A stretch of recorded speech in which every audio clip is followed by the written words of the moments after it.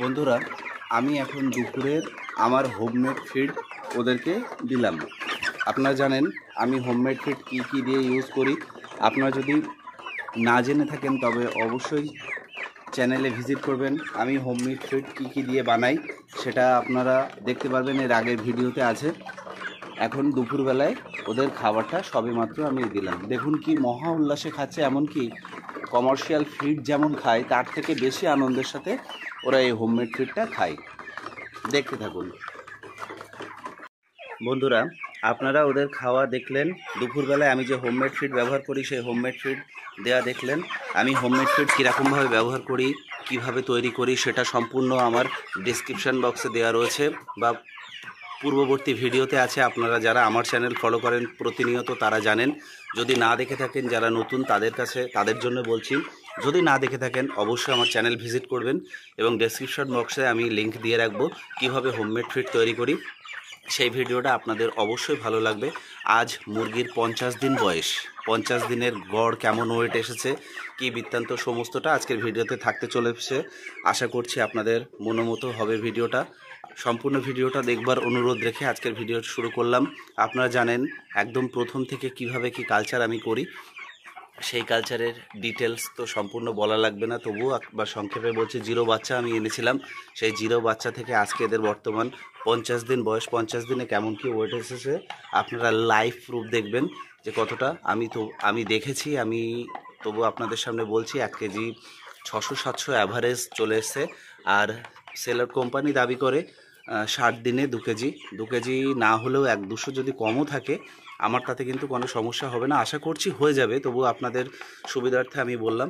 বেশি আশা করা ভালো নয়, সেই কারণেই আর কি বলা। আমরা সব সময় কম কিছু মেনটেন করে ধরবো। আমি সব থেকে বড় একটা মুরগি আপনাদেরকে মেপে দেখাবো, যদিও ক্যাট সাইজ খুব একটা নেই। আপনারা বিচক্ষণ মানুষ যারা আছেন ফার্মিং সঙ্গে যুক্ত বুঝতেই পারছেন, আমি সমস্ত ফার্মিংটা ঘুরে ঘুরে দেখাচ্ছি। খুব একটা ক্যাট নেই, 1-150 হেরফের হতে পারে 2-5টা। তবে আমি একটা বড় মুরগি এবং একটা সব থেকে ছোটো দেখে একটা মুরগি ওয়েট করে দেখাবো, তাতেই আপনারা বুঝতে পারবেন কেমন কি অ্যাভারেজ আসলো। সমস্ত ভিডিওটা না টেনে দেখুন, তাহলে আপনাদের খুব উপকারে লাগবে। আমি প্রত্যেকটা ভিডিওতে বলি লিটার পরিচর্যা একটা বড় জিনিস। দেখুন আমার মুরগি 50 দিন বয়স, এখনও কিন্তু লিটার যথেষ্ট পরিমাণে ভালো আছে। একটু যদিও শক্ত শক্ত হয়ে গেছে, আমি কিন্তু মাঝে মধ্যে লিটার পরিচর্যা হিসেবে যেটা আমার একটা লোহার একটা আংশুড়ি আছে সেটা দিয়ে কিন্তু আমি লিটার যথেষ্ট পরিমাণে উল্টে পাল্টে দিই। আজও তার দেব আপনাদের সামনে, সেটা দেখাবো। আপনারা সমগ্র ভিডিওটা জুড়ে থাকবেন। দেখতে পাচ্ছেন আমি সবেমাত্র দুপুরবেলার খাবার এদেরকে প্রদান করলাম, এইমাত্র ওরা খাবার খাচ্ছে। আর বুঝতে পারছেন মুরগির গ্রোথ কেমন আছে, কেমন অ্যাক্টিভ। আমি একটাকে ধরেই আপনাদেরকে দেখাচ্ছি। দেখুন এই হচ্ছে মুরগির, আমি আনুমানিক আপনাদেরকে বলছি 1.5 কেজি 1 কেজি 600-700 এর মধ্যে আছে। আমি তবুও আপনাদেরকে মেপে লাইভ আপনাদের সামনাসামনি দেখাবো। আজ আমার কয়লার মুরগির 50 দিনের আপডেট। সমগ্রটা ভিডিওটা দেখতে থাকুন। তার আগে আমি লিটার পরিচর্যা কিছুটা আপনাদের সামনে উপস্থাপন করছি, দেখতে থাকুন। আপনারা জানেন এটা হচ্ছে আমার সেই লিটারটা উলট পালট করবার যন্ত্র। আপনারা কামারের দোকান থেকে কিনে নিতে পারেন, এটা খুবই কম দাম। দেখতেই পাচ্ছেন লিটার কিন্তু খুব যে নরম হয়ে গেছে তা না, আমি তবুও আপনাদের বললাম যে একটু নরম। এটা কিন্তু মাঝে মধ্যে একটু উল্টে পাল্টে দিতে হয়।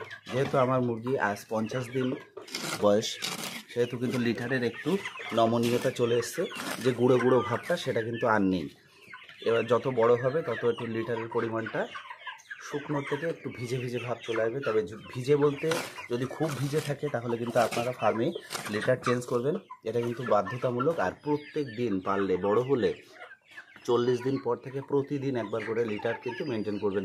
যারা 1 মাসের পর থেকে লিটার মেনটেন করেন বা প্রত্যেক দিন একবার করে ওলট পালট করে দেন, তাদের মুরগি আমি বলবো 100% সফলতা পাবেন। কোনো রোগবালাই থেকে কোনো রকম কোনো সমস্যার সম্মুখীন তারা হবেন না।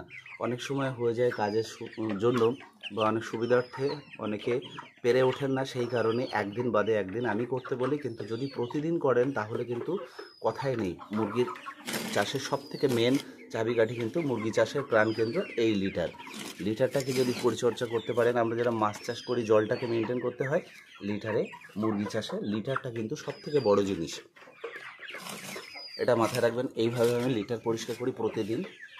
এখন যেহেতু মুরগি আমার 50 দিন বয়স, সেটা আমি প্রতিদিন এই দুপুরবেলাটার দিকে স্নান করবার আগে এটাকে আমি মেনটেন করি। দেখতে পাচ্ছেন একটু ওলট পালট করে দিলাম, তাহলে কিন্তু যে অ্যামোনিয়া গ্যাসটা সেটা কিন্তু পুরো নির্গত হয়ে গেল। এটাই হচ্ছে মুরগি চাষের প্রধান বিষয়বস্তু। আর জানেন, মুরগি চাষ করতে গেলে পর্দা যে একটা বড় ভূমিকা রাখে, সেই পর্দাটা দেখুন। আমার কিন্তু এখন শীতকাল, যথেষ্ট শীত পড়েছে। আমি উত্তর 24 পরগনায় থাকি, আপনারা জানেন। আমার ফার্মটা দেখুন 3 ফুট, এটা প্রায় 5 ফুটের জালি, 4 ফুট ঢাকা থাকে পলিথিন দিয়ে। আমি রাত প্রায় 10টার কাছাকাছি পর্দাটা ফেলে দিই। আর ওপরে কিন্তু এই যে 2 ফুট দেখছেন, এই 2 ফুট কিন্তু আলগা থাকে, যাতে এই যে অ্যামোনিয়া গ্যাসটা এটা নির্গত হয়ে ওপর দিয়ে চলে যায়।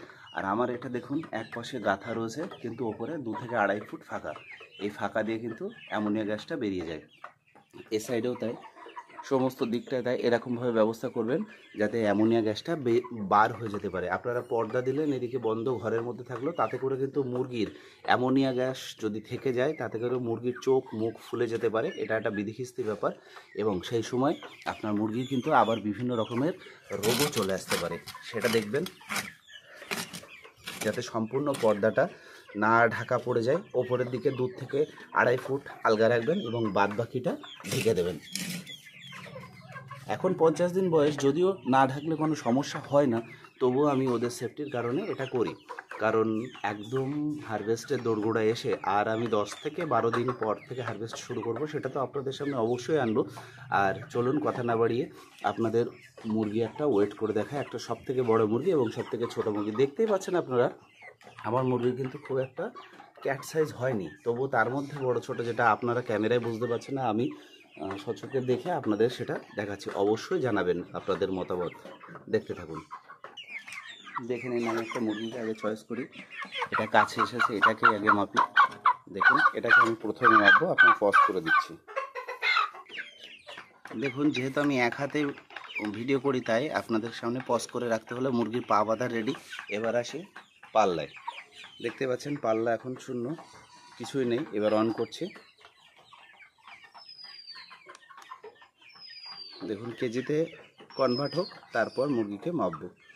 দেখুন, এই কেজি আছে 00।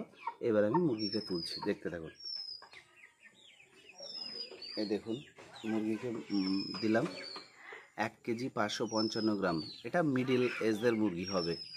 আমি আরও এর থেকে বড় এবং একটা ছোট মেপে আপনাদের সামনে দেখাচ্ছি, দেখতে থাকুন। বন্ধুরা, আরও আর একটা মুরগি দেখলাম। এর আগে একটা দেখলেন আপনারা।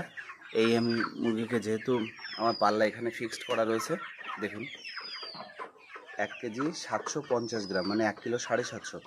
একটা দেখলেন 1 কেজি 555, একটা হচ্ছে 755। এই হচ্ছে আমার মুরগির গড় ওয়েট। বন্ধুরা, বুঝতেই পাচ্ছেন মুরগির একটা আনুমানিক গড় ওয়েট 1 কেজি 600, 1 কেজি 550 এরকম চলে এসেছে।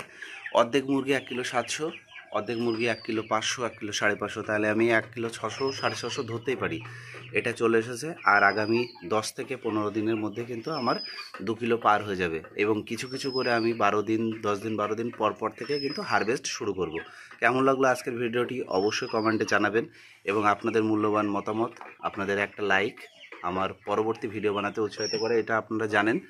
যারা নতুন দেখছেন দর্শক বন্ধুরা, তারা কিন্তু চ্যানেলের পাশে থাকবার জন্য অবশ্যই সাবস্ক্রাইব করে পাশে থাকবেন। নমস্কার, পরবর্তী ভিডিও দেখবেন। সকলে ভালো থাকবেন।